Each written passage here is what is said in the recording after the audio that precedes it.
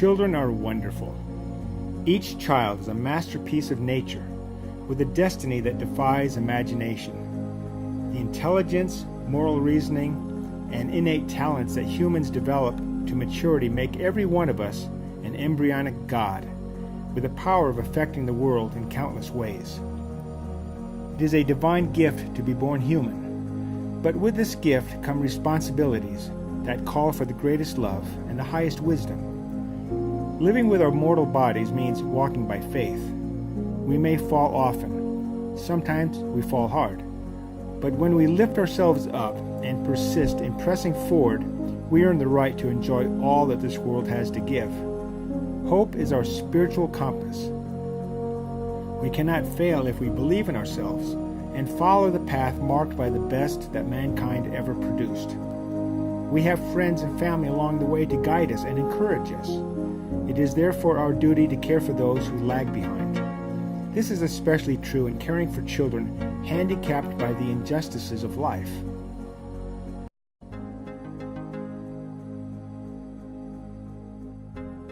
Consider where you might be and who you might be had you been born under very different circumstances, or what family you were born into.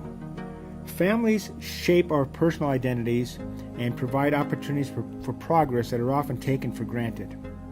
A child born into poverty has limited options, not because he or she chooses to be disadvantaged, but because the social environment does not provide the same resources and opportunities available to a child born into a prosperous situation.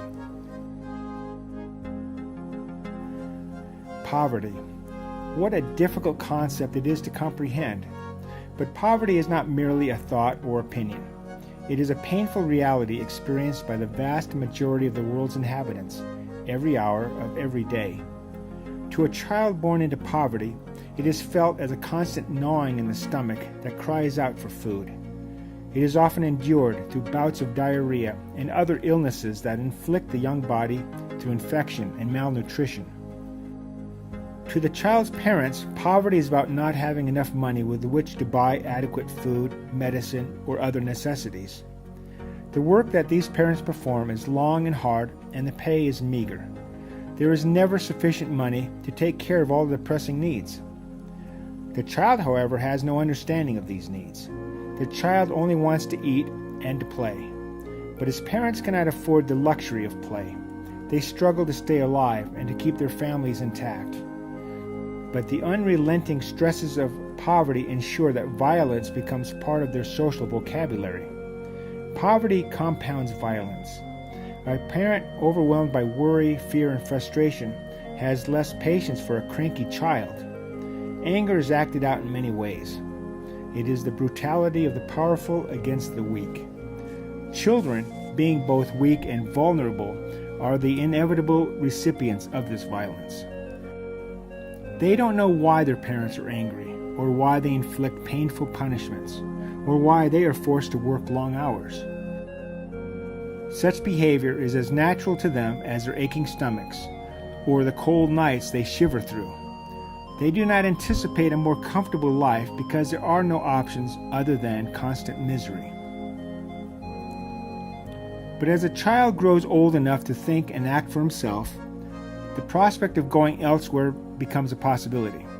There comes a point at which daily abuse proves intolerable, and he or she is then willing to encounter the unknown cruelties of strangers. That is how some children end up on the street. But there are many other ways. Parents die or disappear for other reasons. Step-parents come in who seem to derive malicious enjoyment in inflicting emotional, physical, or sexual abuse. But the greatest psychic harm to a child comes in knowing that he or she is not wanted. Such children are the walking dead, for they never receive from their parents the divine sense of worth and purpose to which every person is entitled. Worse, they are held responsible for the frustrations of the parents. Many children are regarded as unwanted burdens, bastard sons and daughters. They are made to feel this guilt every day in countless ways. Love is withheld from them, and with this betrayal comes the denial of hope and dignity. A child without love is a stunted soul, forever crying out for affections that are never given. Abandoned children are not nurtured in the ways of kindness and compassion, so they mirror the unhealthy behaviors they observe, often making themselves into the same monsters as their parents. Violence begets violence in a never-ending cycle.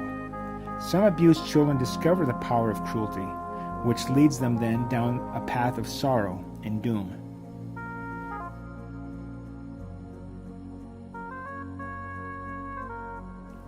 But not all abused children are inclined towards anger and revenge. Many simply bear their tragedy in silence.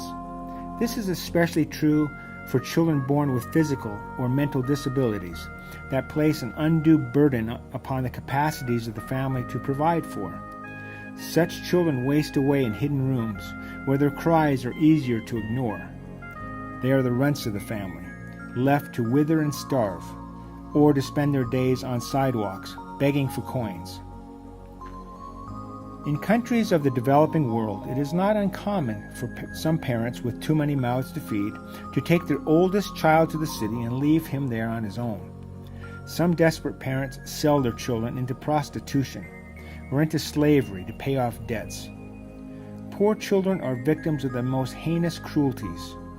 Hopelessness knows no limits when the sanctity of life has been crossed.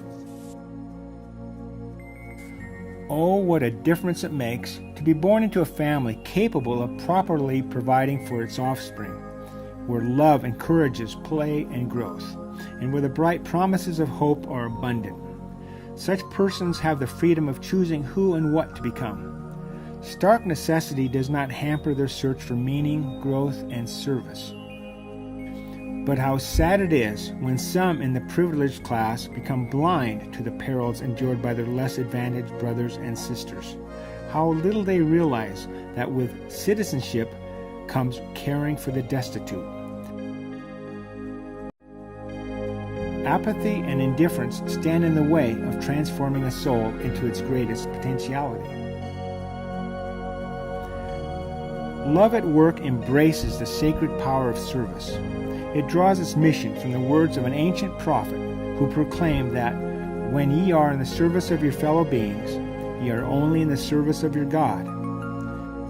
It applies the love of Christ in helping the poorest of the poor. Love at Work laments the tragedy of wasted lives, especially those of children victimized by cruelty and exploitation, those who do not enjoy the benefits of normal development. Street children fall into this category. There are 100 million of them worldwide, with 40 million in Latin America. They are adolescents with few options in life other than prostitution, street crime, and involvement with gangs. Life on the street is unbelievably hard and dehumanizing. They scavenge from the garbage and sleep in sewers. They are ostracized by the community and persecuted by the police. Worst of all, they are preyed upon by criminals and child molesters. Their lives are short and wretched. That is why many people regard them as throwaway kids. No child should be destined to such a fate. Given half a chance, many street kids are capable of escaping their circumstances. Possessed of resilience, tenacity, and street smarts, they are capable of overcoming great obstacles. Street children need positive role models and opportunities for drug rehabilitation. They need education and job skill training. Most street kids are children in search of a better future, but they remain blind until advocates and mentors come to their rescue. Then, guided by the light of love, they are capable of transforming themselves into the competent individuals that others deny them the right of becoming. They can blossom and even excel, for they are already masters in dealing with adversity. Fortunately, there are heroic men and women throughout the world who reach down to these children and provide them with the tools of successful living. Advocates are rare individuals who dedicate their lives to rescuing children abandoned by their parents and by society. Empowered by hope, advocates illuminate the way for street kids to achieve success in life. In Mexico and in Colombia, Love at Work is collaborating with several advocates and shelters to find solutions toward the redemption of street children. Rehabilitating children from crime and addiction is certainly not an easy task, but anything is possible when done with love. Shelters offer opportunities for receiving effective therapies. They provide public education and job skill training. Such development is bolstered by programs of athletics and microenterprise. Rather than merely putting band-aids on very deep wounds, these shelters prepare children for adulthood as good citizens and loving parents. In each shelter, daily miracles are witnessed as homeless youth go from hopeless despair to lives of achievement. The principle is simple. What goes around comes around. As street children make the transition from despair to success, they learn how to help others in similar circumstances. By mentoring others, they lift themselves out of the gutter. Love at Work's strategy for rescuing street children is a pay-it-forward plan of social peer mentoring. We call it the Streetlights program, because to a person in spiritual darkness, any light is a signal of hope. Advocates and mentors are powerful beacons of hope. But adolescents respond even more quickly to others like themselves who have overcome similar problems.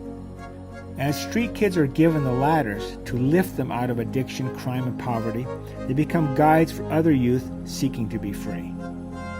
Every child needs help in becoming who or she should become. Impacted children require more help and attention than others. Street kids love those who treat them as fellow human beings. Respect and trust provide moral incentives for forward progress. The 3 T's of service can make you part of their recovery. T1, time.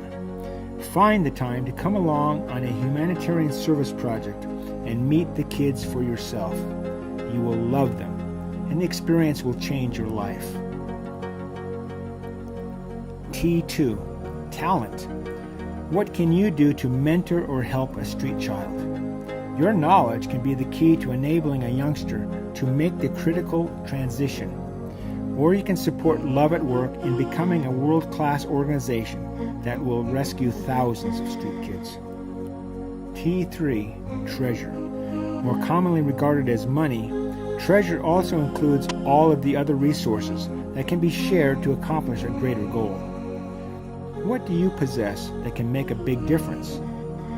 As you investigate the worthiness of our mission, we invite you to share more generously of your means. What you get back may be greater than what you give.